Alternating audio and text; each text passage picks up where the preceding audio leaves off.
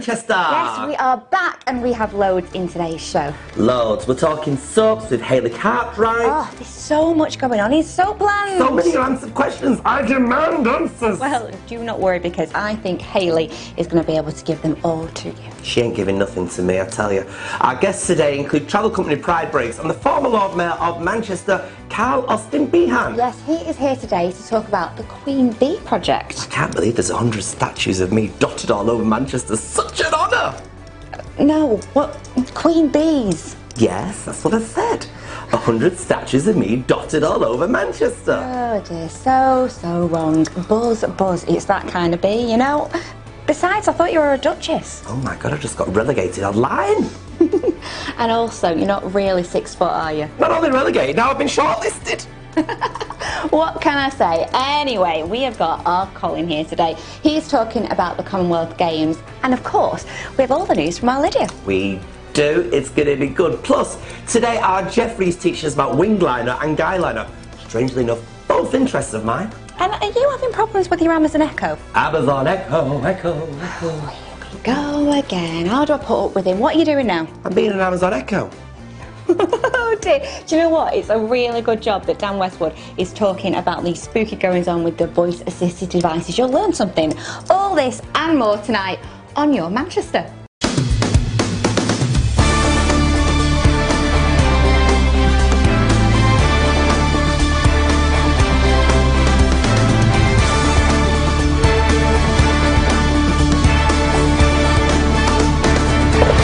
I'm very excited about this next item because you know who's back with us. Ooh. Dan. Dan the man. He's there and How are you everything. doing, guys? Are we alright? You're looking fabulous. Thank you very much. Not so bad yourself. Oh, well, I You know, too. obviously. Right, well, I don't know about you guys, but I'm Yes. pretty lazy Yes. with gadgets and things like that. Anything for an easier life. So this week I'm looking at the Amazon Echo, which the guys at home would know it as an Alexa. Have you got one yourself? Oh, no. No? Not that rich. Well, they are pricey, yeah. I had a little look into this. So for those at home, if you've got one, yes, it is called the Alexa. That's the command voice that you use. So it streams music. It's roughly the size of a wine bottle, Belinda. There you go. Thank you. Voice-activated assisted speaker, if we're going to get technical about it. It does a lot of things, but the main thing, you can help voice commands. So it recognises your voice. So Belinda, I know you like a little song when you come into a room. Yeah. So if you want a specific song, you can activate that. Oh, Asking have a very good Alexa, play Yeah? Dancing Queen. Lovely. For instance. And Michelle, she's a dab hand in the kitchen, aren't you? Oh, yeah. She does like a bit of a salmon Wellington. Oh, and you can voice activate that as well to help with your cooking. So you can set timer, cooker, 25 minutes, etc. I thought it was going to make it. I was all dead excited that it was going to buy it. I'll tell you what, you've done as a VT though, haven't you? I have, yeah, I had a little look in the city. Let's have a look at that then. It, yeah. How much do you actually speak to your phone? If like me, probably never. The whole process is pretty painful. You hold down the button, speak carefully into the microphone and wait. And then either try again when it fails to understand you, or you give up when it gives you a random response. Voice assistants have been on our phones for years, but they haven't really taken off. They're unreliable and not much quicker than typing in real life. It's a long way from the future that Star Trek once promised us. Sorry, Siri.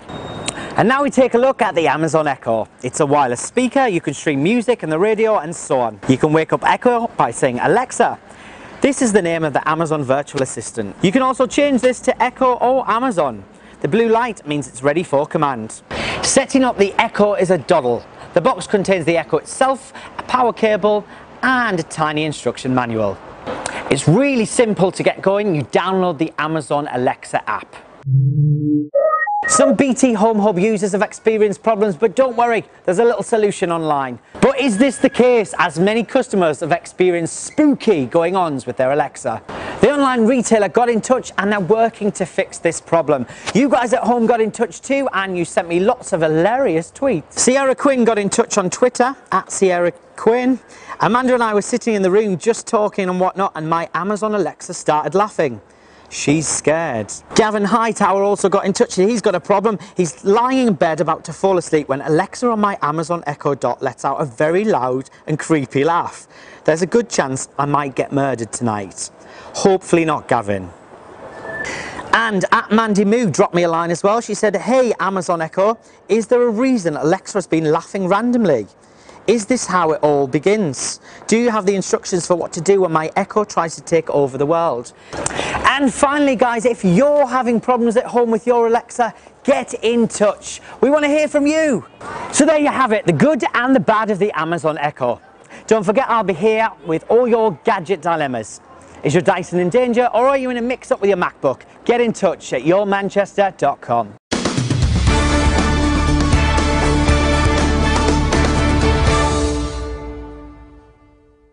So, it's now time to talk about the soaps, and therefore we are joined by our gorgeous Hayley Cartwright. How are you? I'm alright, how are you two? Well, we are very excited because we want to know what's going on in soap world. There's so much going on, isn't there? Which soaps are you going to talk about today? We're going to start off over the Pennines today, and we're going to talk about Emmerdale first. Oh, right, okay. Because, I don't know if you noticed, but I bet you a lot of our old Brookside fans noticed that Stephen Donald, who used to play Carl Banks, was in Emmerdale last night. Oh, see, they do that a lot, don't they now? They kind of swap around. Yeah, he was in it a few years ago as well. He was playing a really nasty person a few years ago, but last night he was a policeman in it. Absolutely brilliant. He's always fantastic, and it was directed by one of my really good friends, brilliant director Mickey Jones as well. Right. Yeah. And also, I'm friends with Sue Twist, who actually played Steve's mum in Brookside, because she was Rosie Banks, but I know them separately as well, which is lovely, isn't it? And I know Steve from London, and I know Sue from up here,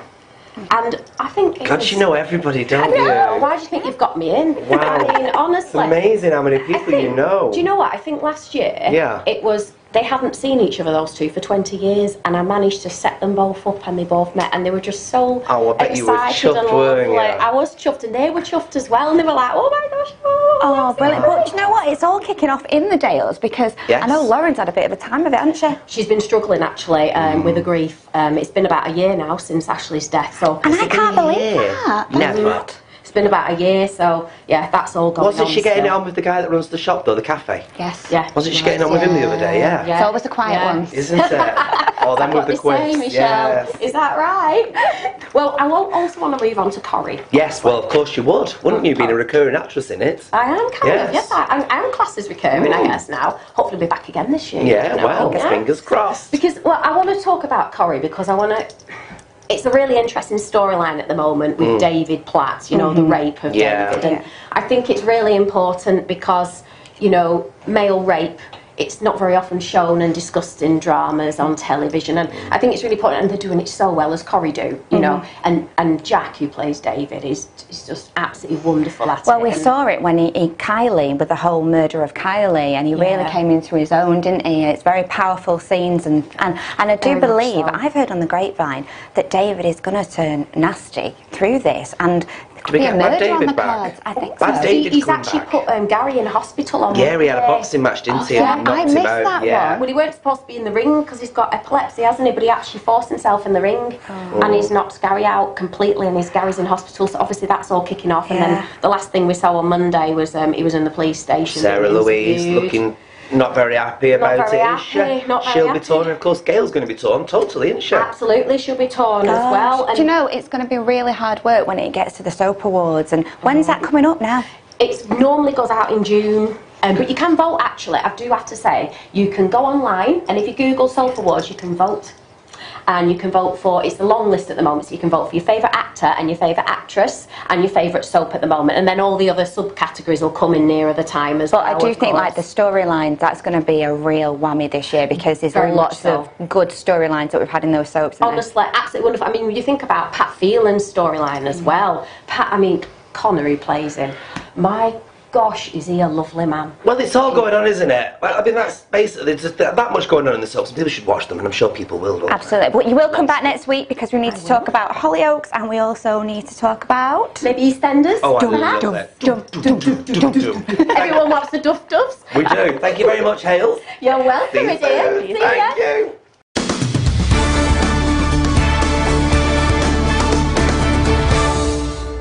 Well, now, here's the news. With our gorgeous Lydia.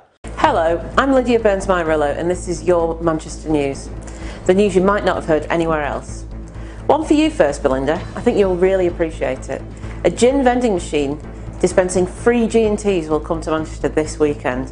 The gin craze, which has swept the country in recent years, comes to a head on the 16th and 17th of April with a token-operated gin and tonic dispenser in Barton Arcade. Brewdog's Lone Wolf Distillery is installing the vending machine in as an homage to the secret gin slots of the 18th century, where customers could pass coins through a slot in exchange for a dram to hide their drinking from the police. Next, great news for commuters travelling between Manchester and Liverpool, as train journey times will be slashed from next month. Due to route and timetable changes, all Transpennine trains travelling between Manchester and Liverpool will now take 35 minutes. That's 17 minutes less than before, from the 20th of May, and the express service from Victoria will run every 30 minutes rather than hourly. A fundraiser for looked after children, a charity called Care Afloat, takes place on the 20th of April at Bar Pop. The event, the brainchild of Jackie Love and Gareth C. Neal, is set to be a stunning night of fun, drag and live music taking over 2 floors of Bar Pop. So the event is taking place on the 20th of April at 7:30 p.m. Finally, a 12-year-old girl who was injured in the 2017 bomb has been invited to Prince Harry and Meghan Markle's wedding next month. Amelia Thompson from Sheffield was allocated a pair of tickets, and she's actually given the second ticket to the mother of Olivia Campbell-Hardy, the Greater Manchester teen who sadly died in the terrorist attack. Now, a mum was quite happy for her to do this, to give the ticket away. She said it just feels right, it just feels like the right thing to do. Sharon's looking forward to it, and that's what matters. That's the news for this week. I've been Lydia, and you guys have been amazing.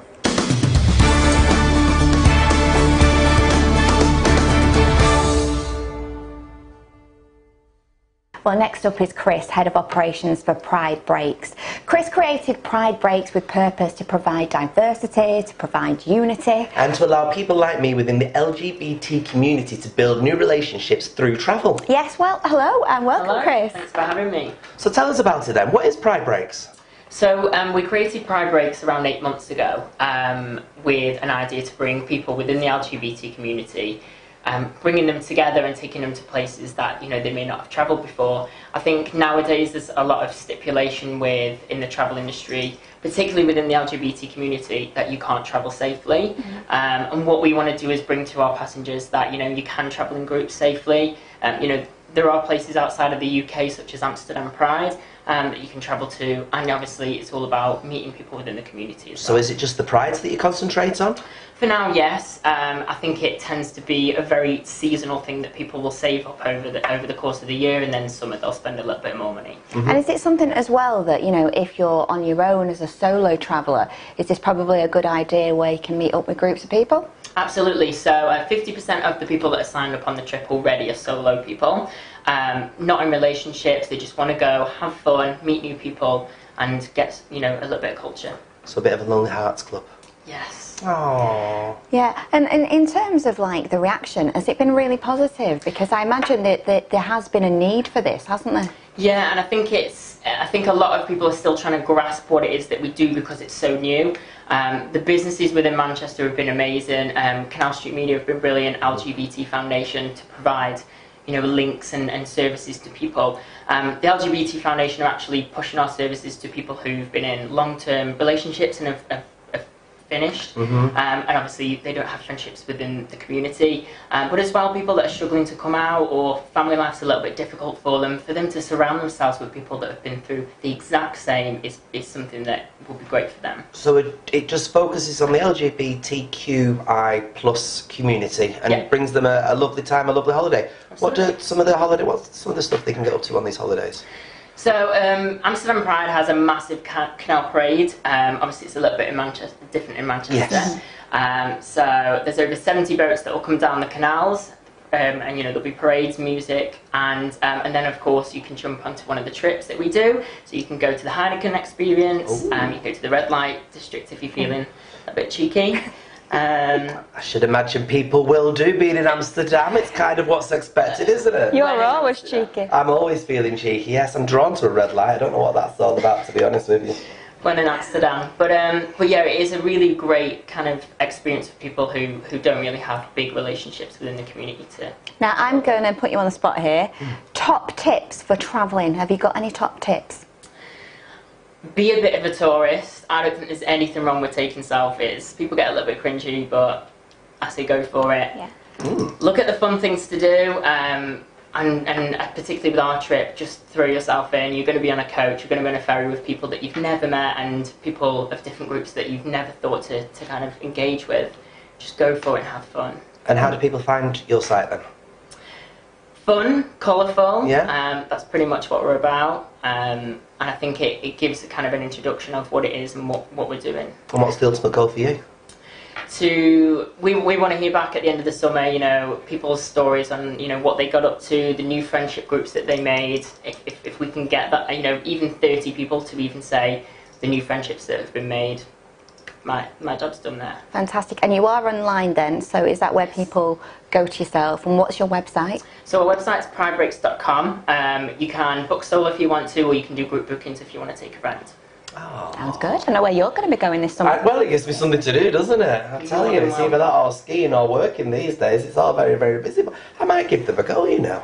Come for it. I should do, shouldn't I? I should bring a little group of me together. Gets him out of my hair.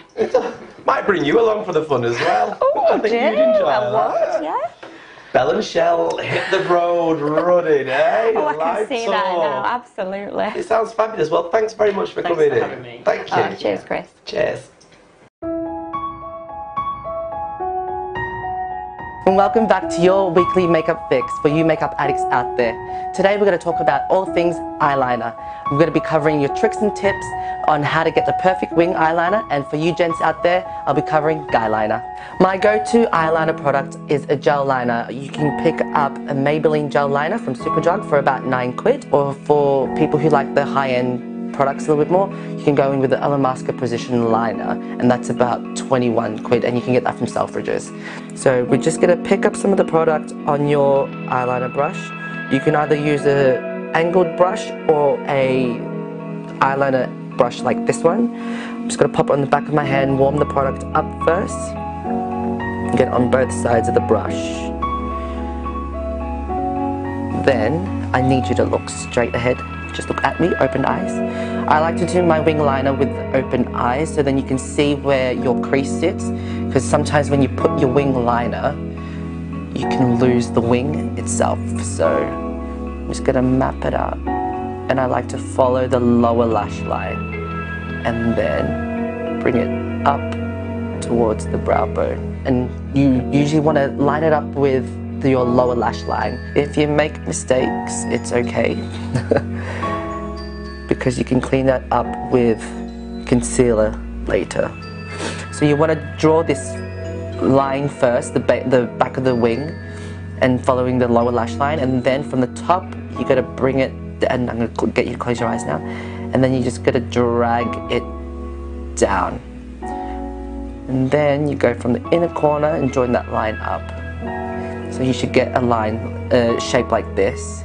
Now you're just going to fill in the rest of the liner, making sure you get all the way to the lash line, because then when you apply eyelashes you don't want to see your lids. Then you can go in with a black eyeshadow and a flat brush and just set that gel liner so that it doesn't move or crease and doesn't catch onto any of your other eyeshadows that you have on your lid.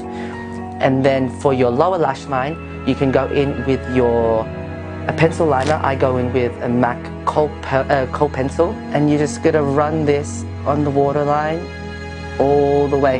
You want to join the lower lash line to that wing now, and then you can set that again with some eyeshadow, black eyeshadow, and if you want to smoke it out a little bit more, you can just bring that black eyeshadow down a little bit, and then you want to join that lower lash line to the wing as well, so then it's a complete look.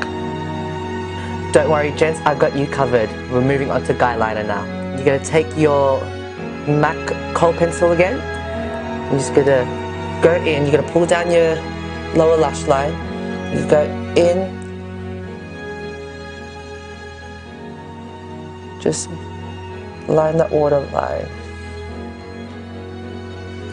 Gents, I'd avoid doing the top, your upper lash line, just because then it would just take it more into the draggy side or more feminine side. If you'd like to, go for it. If you did want to, you could probably just get that black shadow and then just run it on the outside again, just like this. and then it just give you a fuller lash.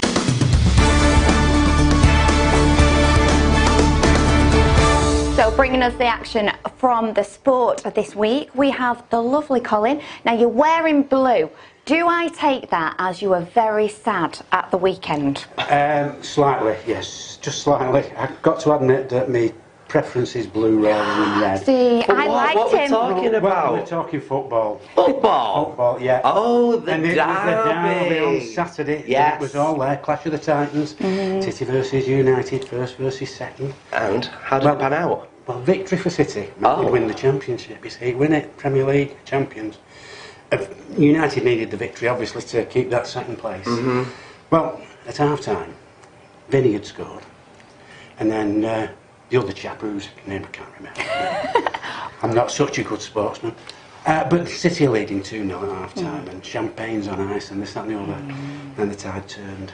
I know, it was all tense in our household because we are Reds through and through. Yeah. Dare I say it? And then It was faces were just a bit like down. And then Pogba. Yeah, 2 goals from Pogba. Yeah. 1 from Chris Smalling, and a fantastic save by David De Gea. 3-2 to United. I mean, for all the City fans out there, don't lose heart. We're 1 win away from winning, you know, and that goes out especially to my son Nick, who will be a little bit upset. I think it goes out to Pep as well. Let's be honest. Well, yeah, Pep entitled to it, but you know, Pep and all the other City supporters, because well, it's a big thing for us. Anyway, moving on quickly, just a quick update on the Commonwealth Games. We're not doing too bad, are we? Yeah, we're currently second in the table. Yes. Yes, you know, India below us and Australia below us. The Scots are doing well, and the Welsh, they're 7th and 8th. Bad. The Irish, 19th, but the one I like, the Isle of Man, 20th. They've got a medal, so, you know, a bit of home nation stuff, and we're all there. Absolutely, we've been doing really good in the swimming as well, haven't we? Adam Peaty has played a blinder. Absolutely brilliant getting on the medal then. So. No, I'm hoping that he wins Sports Personality of the Year this year, because he totally deserves it. Well, he should, shouldn't he? Yeah. Definitely should. Yeah. And for me, Sport of the Week this week. Yes. Tennis. Right. Oh. It came about really because of Lydia last week, when she gave us the link about Stockport. Well, Britain's greatest tennis player of the 20th century, Mr. Fred Perry, happened to be born in Stockport. Fred Perry? Yeah, Fred Perry. I thought it was a T-shirt.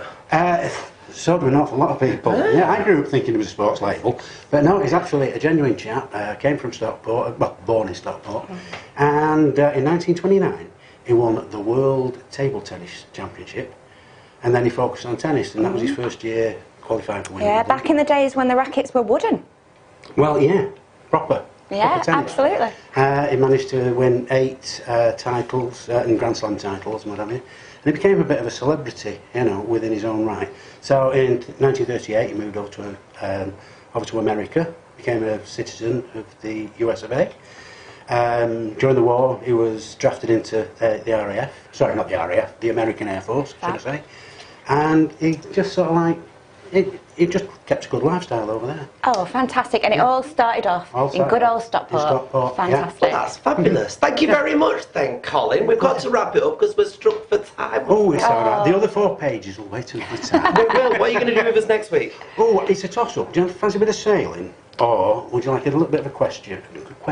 I like a bit of a question. I like a question. Right. Yeah, that's horse my riding. friends. Yeah. And I'll have a look Can at we that. throw a bit of dressage in as well? I'll try, yeah. Because I like these weekly challenges. Yeah. Thank you. You're on. Cheers, Colin. Thank you. Bye.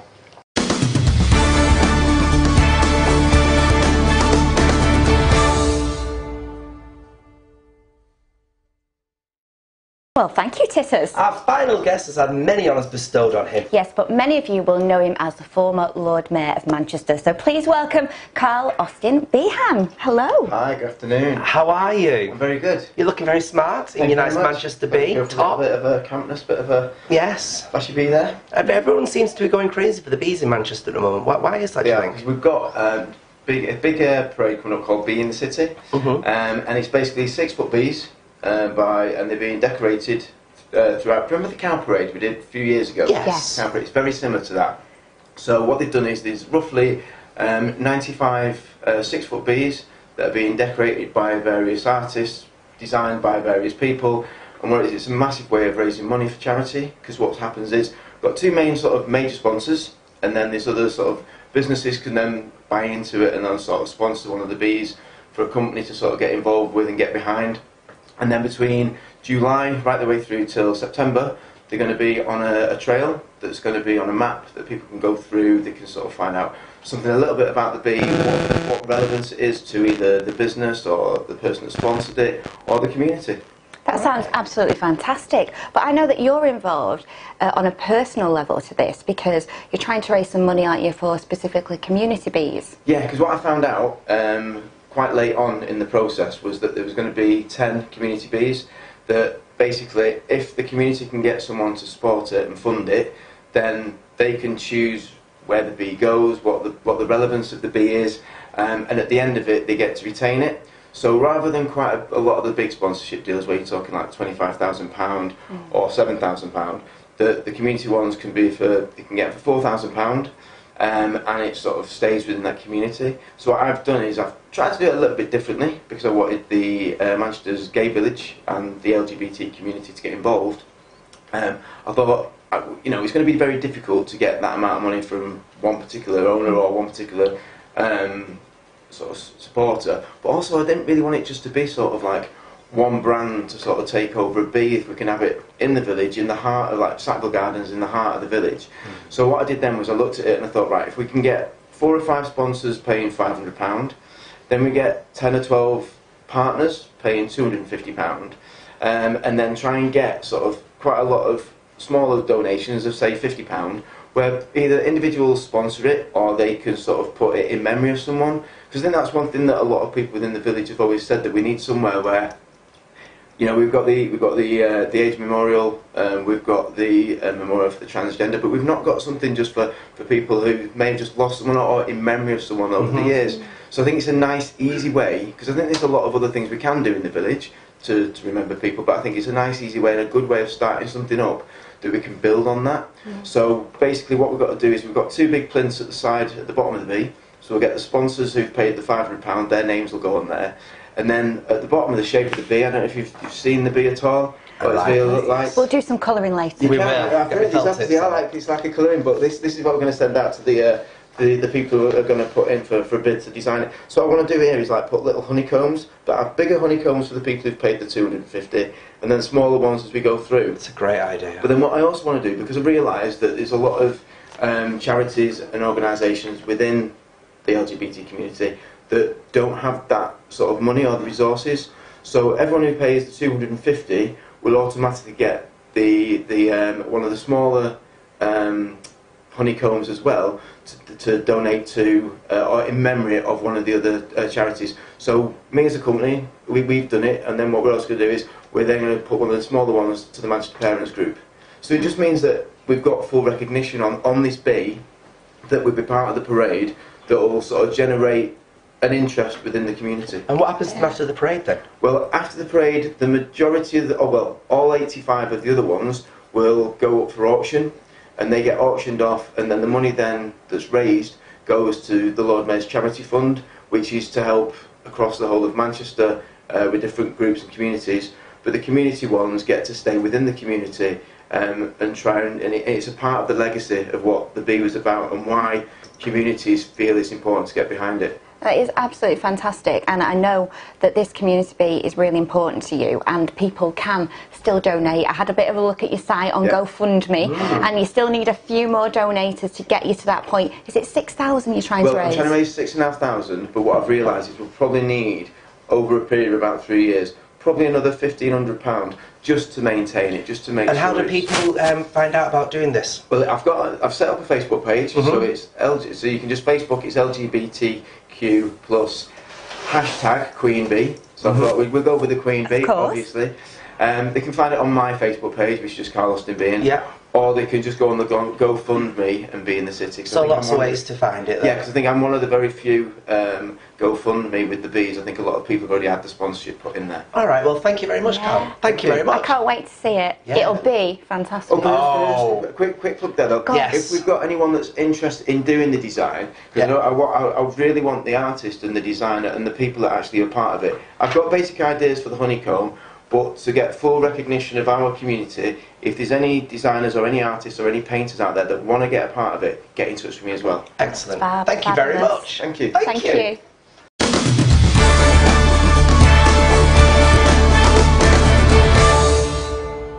Well, that's it, the end of another show. Thank you so much for watching. Yes, thank you very, very much. It means very, very much to me. Next week, of course, we have got another jam-packed show for you. Yes, we are going to be meeting a company that promises to change how people think about homelessness and the jobs they could now undertake. That's right, Felix Opus are in the building next week. Also next week, we've got David Allwood. He's currently part of the Miss Saigon cast. Oh, I love that show, and all this plus soaps from Hayley and so much more. Yes, indeed. We hope to see you all next week, so please subscribe and tell everybody else to subscribe. And in the meantime, take care. Ta-ra, flowers!